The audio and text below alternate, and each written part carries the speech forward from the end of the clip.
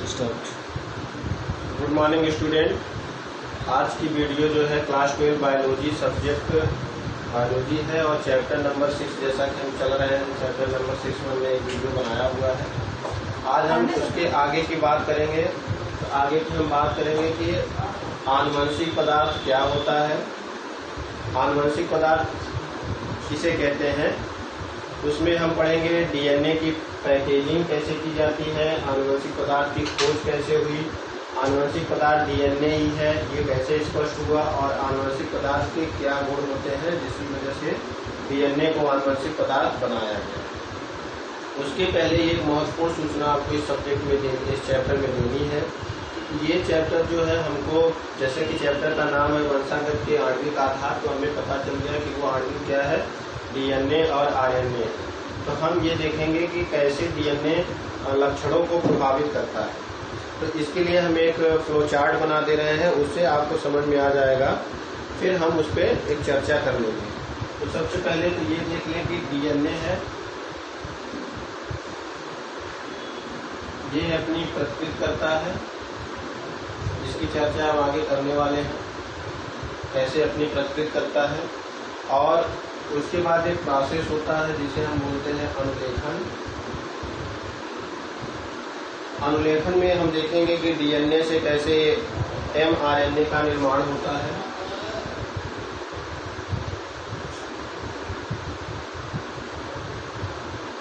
और एमआरएनए से कैसे प्रोटीन का निर्माण होता है, और इस प्रक्रिया को हम बोलते हैं स्थानांतरण।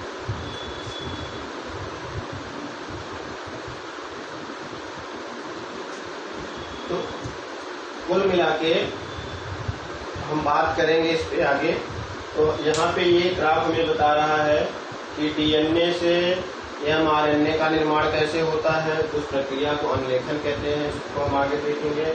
और एमआरएनए से किस प्रकार का प्रोटीन का निर्माण होता है, और ये प्रोटीन ही लक्षणों का निर्धारण कर देता है। ये तो एक हमने आपको दे दिया है कि इस चैप्टर में हमको ये पढ़ना है। तो उसके पहले हमें थोड़ा सा ये समझना है कि आनुवंशिक पदार्थ डीएनए को क्यों माना गया। ये आज स्पष्ट है कि जिन जीवों में डीएनए है वो वहाँ आनुवंशिक पदार्थ डीएनए ही है, और जहाँ पे डीएनए नहीं है वहाँ आनुवंशिक पदार्थ का काम आरएनए करता है। ठीक है। तो सबसे पहली हेडिंग जो इसमें हमको देखनी है वो देखनी है डीएनए कुंडली की पैकेजिंग। अब आपको पता होगा कि जो मानव का डीएनए है, एक प्रारूपिक मानव का जो डीएनए है उसकी लंबाई होती है 2.2 मीटर यानी 2.2 मीटर। अब आप इससे अंदाजा लगाइए कि 2.2 मीटर डीएनए एक छोटे से सेल में कैसे स्थापित हो सकता है। इसका एग्जाम्पल हम ऐसे देखते हैं जैसे एक बहुत बड़ी सी रस्सी है, लेकिन उसको हम ऐसे लपेट के रख के एक छोटी सी जगह में रख सकते हैं। तो डीएनए की पैकेजिंग वैसी है, आपके बुक में जो दिया है उससे हम आपको बता दे रहे हैं। जैसा कि आपको पिछले वीडियो में हमने बताया था कि लगातार दो क्षार युग्मों के बीच की दूरी, दो क्षार युग्मों के बीच की दूरी 0.34 नैनोमीटर होता है। ठीक है, इसको हम लिख सकते हैं 0.34 इंटू 10⁻⁹ मीटर।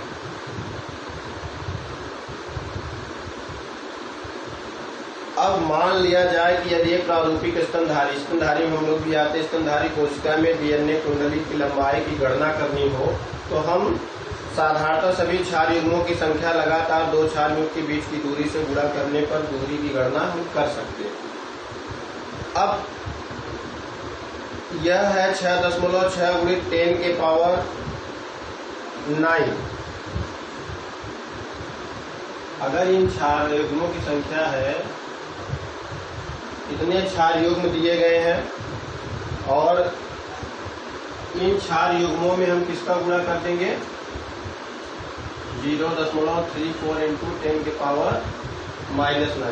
ये संख्या जो दिया गया है वो इस क्षार युग्म का है। क्षार युग्म हमने बताया था जैसे ए टी, ये क्या है, एक क्षार युग्म है। और दूसरा मान लेते हैं GC, ये भी एक क्या है, क्षार युग्म है। और इनके बीच की दूरी है 0.3 नैनोमीटर। अब ये कह रहा है कि इनकी संख्या, जो क्षारों की संख्या है, वो एक प्रारूपिक स्तनधारी में 6.6 × 10⁻9 है।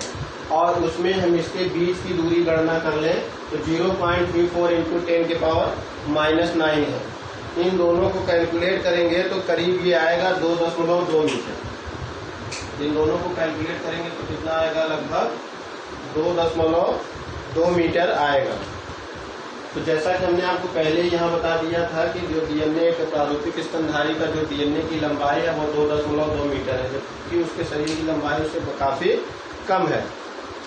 तो यहाँ ये प्रश्न होता है कि आखिर ये इतना बड़ा बहुलक को पैकेजिंग कैसे किया जाता है, कैसे वहाँ स्थिर होता है।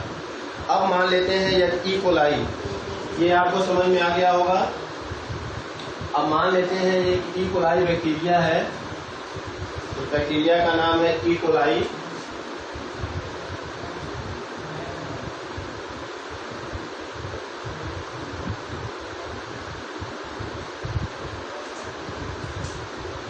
ई कोलाई जीवाणु है और इसके डीएनए की लंबाई है 1.36 मीटर।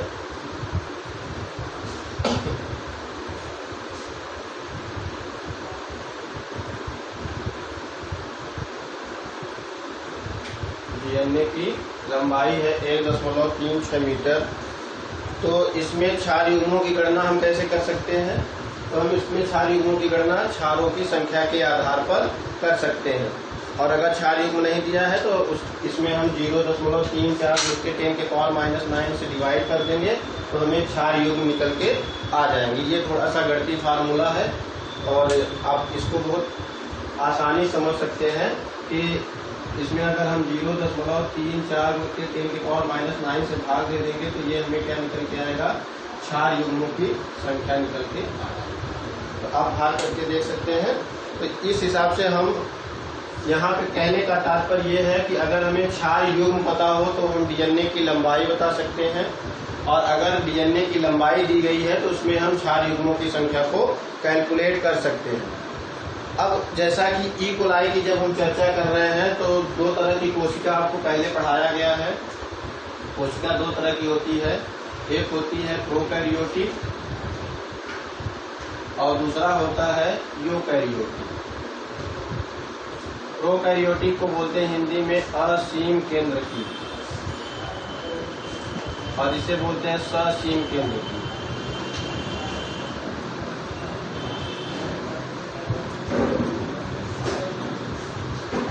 तो दो तरह की सेल है, क्योंकि हमने पहले आपको बताया था डीएनए क्या होता है, कोशिका के न्यूक्लियस में होता है, कोशिका के केंद्रक में होता है।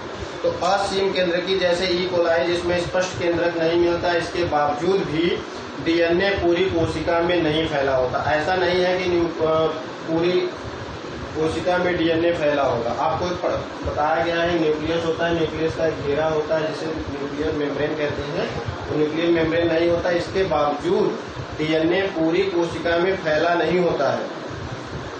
डीएनए हमेशा डीएनए क्या है, ऋणात्मक आवेशित होता है, नेगेटिव चार्ज होता है, और कुछ प्रोटीन जो होते हैं वो धनात्मक होते हैं। प्रोटीन क्या होता है, धनात्मक आवेशित होता है।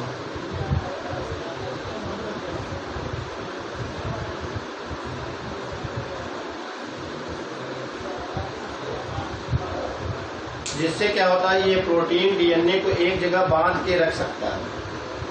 केमिस्ट्री में आपको पढ़ाया गया है माइनस चार्ज और पॉजिटिव चार्ज मिलकर के क्या बनता है, एक हमारा जो एटम होता है वो स्थिर हो जाता है। तो ये क्या करता है, बांध कर एक जगह पर स्थित होते हैं जिसे केंद्रकाव कहते हैं। न्यूक्लियाइड में डीएनए बड़े रूपों में व्यवस्थित होता है और ये प्रोटीन से जुड़ा होता है। सिंपली चीज ये है कि डीएनए जो है एक जगह पैकेजिंग रहता है, वो प्रोटीन की वजह से होता है। डीएनए जो कि ऋणात्मक आवेशित है और प्रोटीन क्या होता है, धनात्मक आवेशित होता है। केंद्रकाव की बात कहते हैं कि जो असीम केंद्रकी में केंद्रक नहीं होता तो उसको केंद्रकाव कहते हैं। ससीम केंद्रकी या सुकेंद्रकी में यह संरचना और काफी जटिल होती है। यहाँ पे धनात्मक आवेश क्षारीय प्रोटीन का एक समूह होता है। यहाँ पे क्षारीय प्रोटीन कैसा होता है, क्षारीय होता है और पूरा एक समूह होता है, प्रोटीन का समूह होता है जिसे हिस्टोन कहते हैं। ये 1 नंबर का क्वेश्चन पूछा जाता है। धनात्मक आवेशित क्षारीय प्रोटीन का समूह होता है जिसे हिस्टोन कहते हैं। इस प्रोटीन का आवेश आवेशित पार्श्व श्रृंखलाओं में स्थित अमीनो अम्लों के बहुलकों पर निर्भर करता है। किस प्रकार का अमीनो एसिड है उस पर निर्भर करता है, आगे हम देखेंगे। और पिछली क्लास में बताया भी है प्रोटीन का निर्माण अमीनो अम्लों से होता है। हिस्टोन में क्षारीय अमीनो अम्ल लाइसिन व आर्जिनिन अधिक मात्रा में मिलते हैं। 2 अमीनो एसिड यहाँ पे ज्यादा मिलते हैं इस हिस्टोन में। तो दोनों अमीनो अम्ल की पार्श्व श्रृंखलाओं का धनात्मक आवेश होता है और हिस्टोन व्यवस्थित होकर 8 हिस्टोन अणुओं का एक इकाई बनाता है। जब ये हिस्टोन 8 हिस्टोन हो जाएगा, 8 हिस्टोन मिला के इसको बोलेंगे अष्टक। तो हिस्टोन का अष्टक बोलेंगे। अष्टक का मतलब ही होता है 8, यानी 8 विभिन्न प्रकार की हिस्टोन प्रोटीन मिला करके हिस्टोन अष्टक का निर्माण करते हैं। ये हिस्टोन अष्टक क्या करता है, चारों तरफ से ऋणात्मक आवेशित डीएनए से जुड़ा होता है। अब ये जो ये किससे जुड़ जाएगा, डीएनए से जुड़ जाएगा। और डीएनए से जब ये जुड़ जाएगा तो कहलाएगा न्यूक्लियोसोम। न्यूक्लियोसोम कहलाता है। ये जैसा कि आपके बुक में एक चित्र दिया गया है, ये चित्र आप यहाँ पे देख सकते हैं। ये जो रस्सी की तरह आपको दिख रही है वो डीएनए है और ये एक हिस्टोन प्रोटीन को दिखाया गया और ये हिस्टोन अणु का भाग है और इसके चारों तरफ डीएनए देखिए बंधा हुआ है। हिस्टोन अष्टक भी लिखा हुआ है और ये पूरी संरचना मिलकर के एक न्यूक्लियोसोम बनाते हैं। तो ये आपको यहाँ से ये समझ में आ गया होगा कि डीएनए की पैकेजिंग कैसे होती है। तो एक प्रारूपिक न्यूक्लियोसोम 200 क्षार युग्म की डीएनए कुंडली होती है। इसमें ये माना जाता है कि करीब एक न्यूक्लियोसोम में 200 क्षार युग्म होते हैं। कितने होंगे, 200 क्षार युग्म होते हैं। ये लगभग निकाला गया है। केंद्रक में मिलने वाली एक संरचना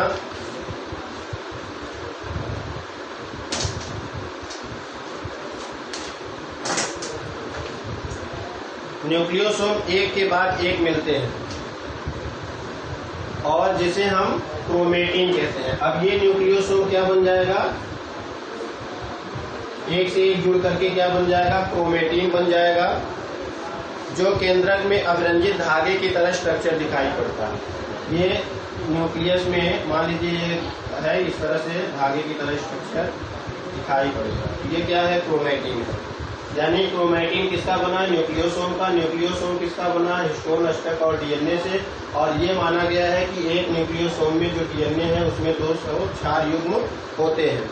तो ये पहले इलेक्ट्रॉन सूक्ष्मदर्शी देखने पर न्यूक्लियोसोम क्रोमेटिन में जिस तरह से डोरी पर डाट्स होते हैं, बिट्स होते हैं, उस तरह दिखाई पड़ता है। ये मान लेते हैं क्रोमेटिन है, तो यहाँ पे ये इस तरह का स्ट्रक्चर दिखाई पड़ेगा। तो ये न्यूक्लियोसोम होगा और ये क्या होगा, क्रोमेटिन होगा। तो यानी क्रोमेटिन भी किसका बना है, इसी का बना है।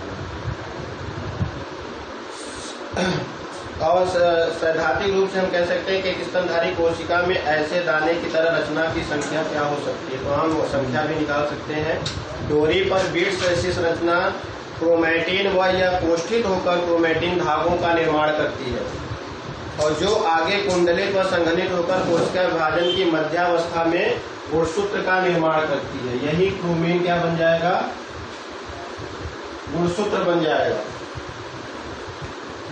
और उच्च स्तर पर प्रोटीन के पैकेजिंग हेतु अतिरिक्त प्रोटीन की आवश्यकता होती है, जिसे सामूहिक रूप से गैर हिस्टोन गुणसूत्रीय प्रोटीन कहते हैं। ये तो था ही, इसकी तो जरूरत यहाँ पड़ेगी। इसके अलावा कुछ और प्रोटीन की जरूरत पड़ती है जिसे हम बोलते हैं गैर हिस्टोन। क्योंकि हिस्टोन को छोड़ करके जो प्रोटीन है उसे हम क्या बोलेंगे, गैर हिस्टोन गुणसूत्रीय प्रोटीन। क्योंकि गुणसूत्र से जुड़ा हुआ है तो इसमें इसका नाम ही रख दिया गया है उस प्रोटीन का। गुणसूत्रीय प्रोटीन है जिसे नॉन हिस्टोन क्रोमेटल को कहते हैं। इसे शॉर्ट में NHC भी कहते हैं। N का मतलब हो गया नॉन H का मतलब हो गया स्टोन और C का मतलब हो गया क्रोमोसोम, नॉन हिस्टोनल क्रोमोसोमिक प्रोटीन। एक प्रारूपिक केंद्रक में कुछ जगहों पर क्रोमेटिन जो काफी अच्छे ढंग से बंधे होते हैं वह गहरे रंग के दिखाई पड़ते हैं, उन्हें हेटेरोक्रोमेटिन कहते हैं, और कुछ ढीले ढाले बंधे होते हैं जिन्हें यूक्रोमेटिन कहते हैं। इसकी चर्चा 9th में आपके साथ किया गया। 9th की बुक में दोनों है, यूक्रोमेटिन और हेटेरोक्रोमेटिन। अगर ये गुणसूत्र जो है गीला ढाला है तो उसे यूक्रोमेटिन कहेंगे, अगर इसको रंजित करने यानी अगर इस पे गहरे रंग का हो जाता है तो जिसको हम कहते हैं हेटेरोक्रोमेटिन कहते हैं। तो इस स्ट्रक्चर से आपको काफी चीजें क्लियर भी हो जाएंगी कि जब डीएनए को आनुवंशिक पदार्थ क्यों कहा गया है, क्योंकि देखो यहाँ पे आपको समझ में आ गया कि गुणसूत्र का निर्माण हो कहाँ से रहा। गुणसूत्र का निर्माण हिस्टोन और डीएनए से मिलकर हो रहा है, ठीक है। तो डीएनए गुणसूत्र के अंदर ही है और डीएनए का स्ट्रक्चर हमने आपको पहले ही बता दिया है कि ये किसका बना हुआ है। तो इस तरह से जो चैप्टर हमारा है कि वंशागति का आणविक आधार, तो इस तरह से हम अणु तक पहुंचते हैं। यहाँ गुणसूत्र किससे बना है, किस अणु से बना है, वहां तक हम पहुंचते हैं। तो ये आपकी पहली हेडिंग क्लियर हो गई, जिसमें हम देखते हैं कि एक केंद्रक में डीएनए आखिर किस तरह से है, उसमें पैकेज कैसे है, कैसे पैक्ड है। आते हैं दूसरी हेडिंग पर जिसका नाम है आनुवंशिक पदार्थ की खोज। बहुत इंटरेस्टिंग था ये। मेस्चर द्वारा, एक वैज्ञानिक थे मेस्चर द्वारा न्यूक्लिक व मेंडल के वंशागत सिद्धांतों तथा एक लंबे समय के बाद यह सिद्ध व ज्ञात हो सका कि डीएनए आनुवंशिक पदार्थ के रूप में काम करता है। ये बात क्लियर हो गई कि डीएनए ही आनुवंशिक पदार्थ के रूप में कार्य करता है। आनुवंशिक वंशागत के आणविक आधार की खोज 1926 में हुई। जो चैप्टर का नाम है हम वहां समझते हैं कि 1926 से ये स्टार्ट हुआ। Gregor Mendel, Carl Sutton, Thomas Hunt Morgan व अन्य दूसरे वैज्ञानिकों के पूर्व खोजों के आधार पर स्पष्ट हो गया कि गुणसूत्र अधिकतम कोशिकाओं के केंद्रक में मिलता है। यहाँ क्लियर हो गया आपको कि गुणसूत्र कहाँ मिलता है, केंद्रक में, और डीएनए कहाँ मिलता है, वो भी केंद्रक में। डीएनए है कहाँ, गुणसूत्र पे। लेकिन इस प्रश्न का उत्तर नहीं मिल सका कि आखिर कौन सा वास्तविक पदार्थ आनुवंशिक है, कौन सा अवास्तविक आनुवंशिक पदार्थ है, वो नहीं पता चल पाया। क्योंकि गुणसूत्र तो आपने देखा प्रोटीन का भी बना हुआ है, नॉन गैर हिस्टोन प्रोटीन का भी बना हुआ है, उसमें डीएनए भी है। तो आखिर ये कैसे पता चले कि डीएनए ही आनुवंशिक पदार्थ है। तो इसके लिए एक सिद्धांत आता है जिसका नाम दिया गया है रूपांतरीय सिद्धांत। रूपांतरीय सिद्धांत।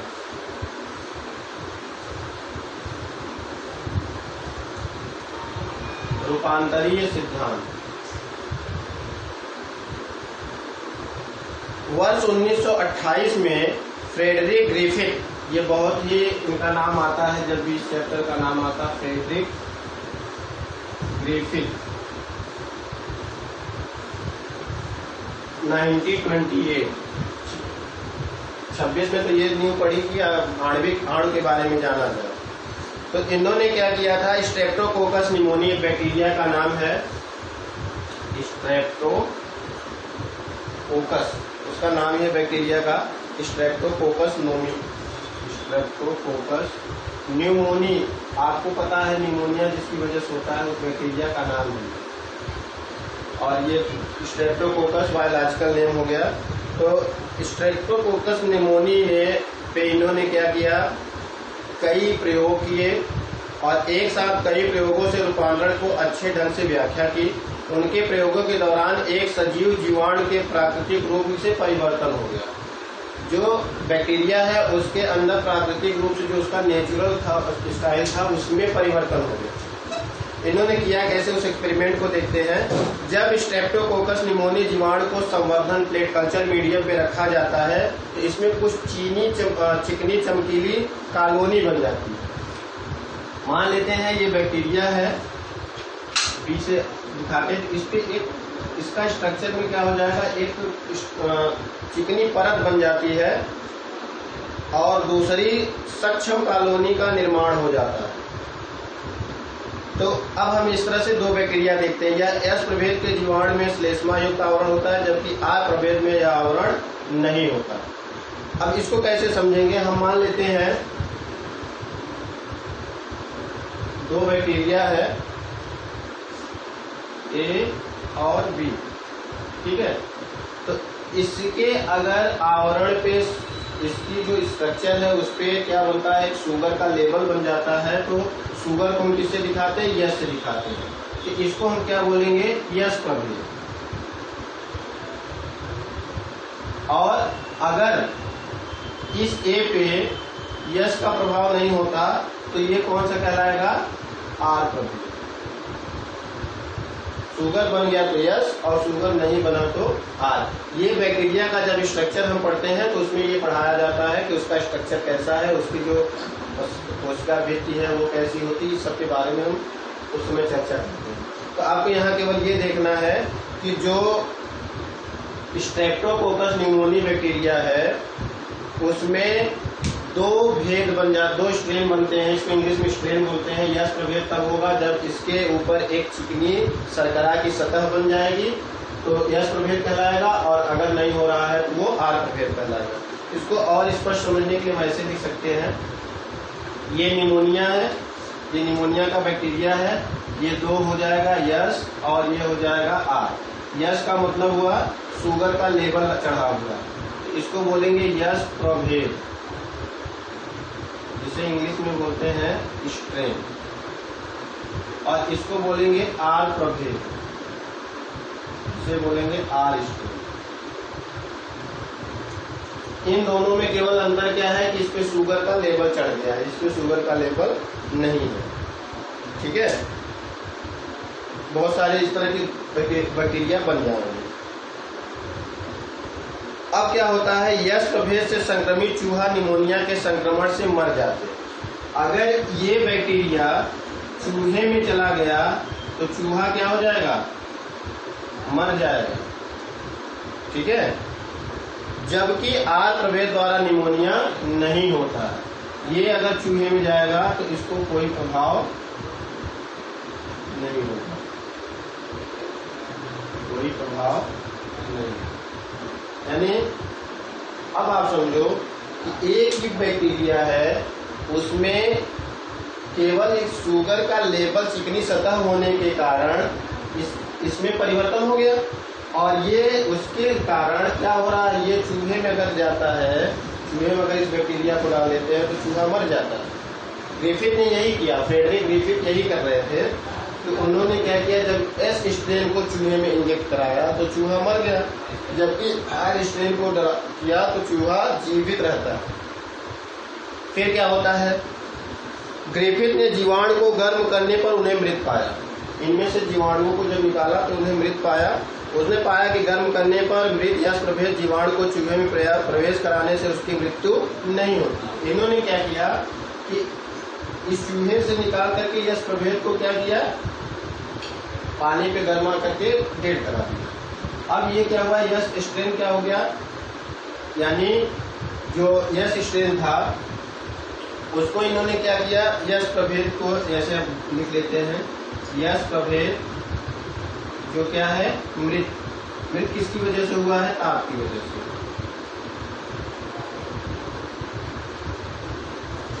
क्या लिखा, ताप से भी। तो ये टेम्परेचर देने से ये क्या हो गया है, मृत हो गया। फिर इसको किस में एंट्री कराया गया, चूहे में। अब चूहा नहीं मरता।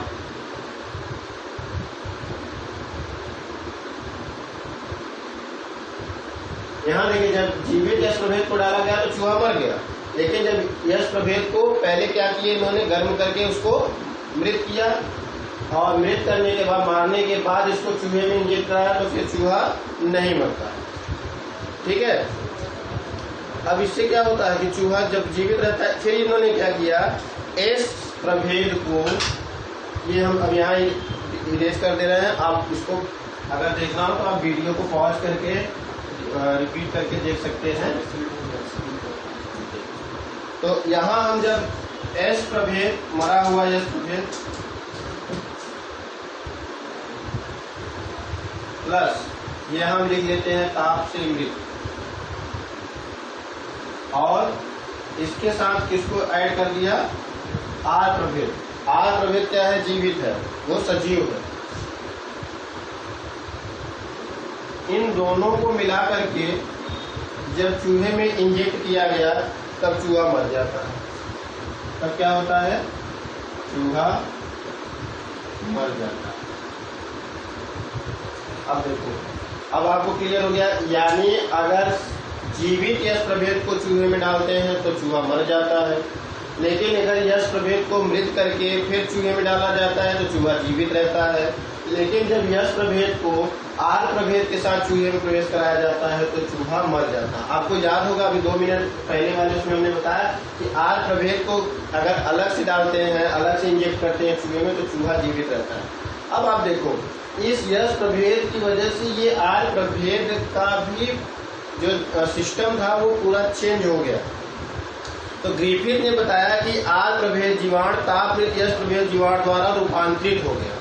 ये जो आर प्रभेद था ये चेंज हो गया, रूपांतर हो गया, उसमें परिवर्तन आ गया। और यह रूपांतरित कारक तापमृत यश प्रभेद से आर प्रभेद में स्थानांतरित होने से हुआ। यश प्रभेद में कुछ ऐसी चीज थी जो आर प्रभेद को क्या कर दिया, चेंज कर दिया।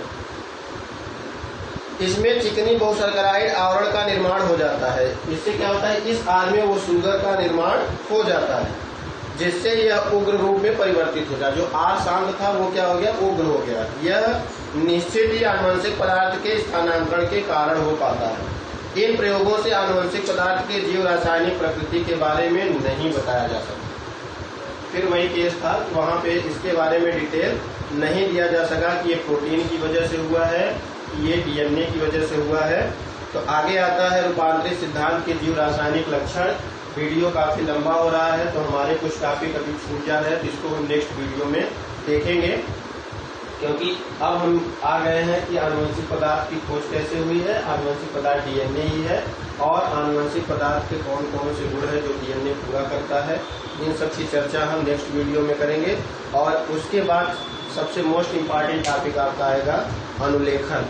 जैसा कि अभी हमने इस वीडियो की स्टार्टिंग में ही आपको बता दिया था कि अनुलेखन क्या है और रूपांतरण क्या है। तो अनुलेखन और रूपांतरण इस चैप्टर के मोस्ट इम्पॉर्टेंट टॉपिक्स हैं। उनकी चर्चा करने से पहले ये वीडियो जरूर देखिएगा, इसको लाइक करिए, कमेंट करिए, शेयर करिए, और जो आपको न समझ में आए उसको जरूर कमेंट करिए। और दूसरी चीज ये है कि जब भी हमारी क्लास चलेगी तो इस पर हम फिर से चर्चा कर सकते हैं, क्योंकि ये कुछ इम्पॉर्टेंट टॉपिक्स लिए हम तो उनको देखना भी है। ठीक है, तो आज के लिए इतना ही है। कल हम लोग यानी नेक्स्ट वीडियो में हम लोग देखेंगे कि आनुवंशिक पदार्थ डीएनए को ही क्यों माना गया है। ठीक है, तो इस एक चीज और इसमें कहनी है कि जैसा कि हम कोशिश कर रहे हैं सारे टॉपिक को टच करने की, और उसी की वजह से वीडियो बड़ा हो रहा है, जबकि हमको सीधे पढ़ा देना चाहिए था आपको अनुलेखन। लेकिन अनुलेखन पढ़ने से पहले आपको कुछ पॉइंट समझना भी जरूरी है। ठीक है, तो अगले चैप्टर अगली वीडियो में जैसा हमने बात किया कि हम देखेंगे डीएनए। 2 हेडिंग हमारी रह जा रही है, आनुवंशिक पदार्थ डीएनए है क्यों है, और आनुवंशिक पदार्थ के ऐसे कौन से गुण है, और आरएनए को क्यों आनुवंशिक पदार्थ नहीं माना गया है। आगे हम देखेंगे आरएनए के बारे में थोड़ा सा देखेंगे, प्रतिकृति देखेंगे, फिर हम पहुंचेंगे अनुलेखन पे। Okay, thank you.